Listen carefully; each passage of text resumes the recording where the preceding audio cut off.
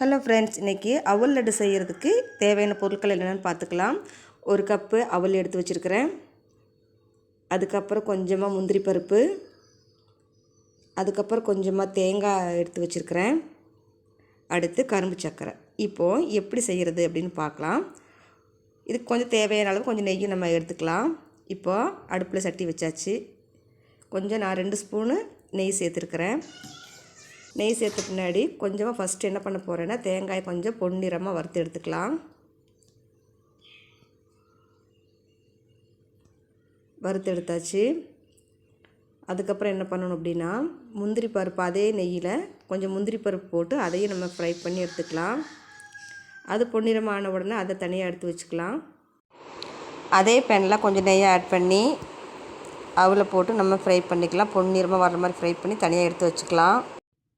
இப்போ மிக்ஸி ஜாரில் என்ன பண்ணலாம், தேங்காயை ஃபஸ்ட்டு போட்டு கொஞ்சம் குறகுறப்பாக அரைச்சி எடுத்து வச்சுக்கலாம். தேங்காய் இந்த மாதிரி அரைச்சி எடுத்தாச்சு. அடுத்து இதில் கரும்பு சர்க்கரை அவளு போட்டு நல்லா பொடியாக அரைச்சிக்கலாம்.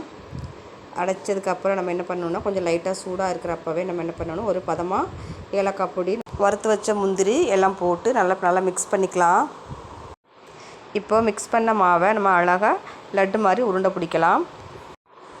இதே போல் உருண்டை பிடிச்சி சாப்பிட்டோன்னா செம்ம டேஸ்ட்டாக இருக்கும். இதை நீங்களும் செஞ்சு பாருங்கள். இந்த வீடியோ உங்களுக்கு பிடிச்சிருந்துச்சுன்னா லைக் பண்ணுங்கள், ஷேர் பண்ணுங்கள், கமெண்ட் பண்ணுங்கள். மறக்காமல் சப்ஸ்கிரைப் பண்ணி சப்போர்ட் பண்ணுங்கள். தேங்க்யூ ஃபார் வாட்சிங்.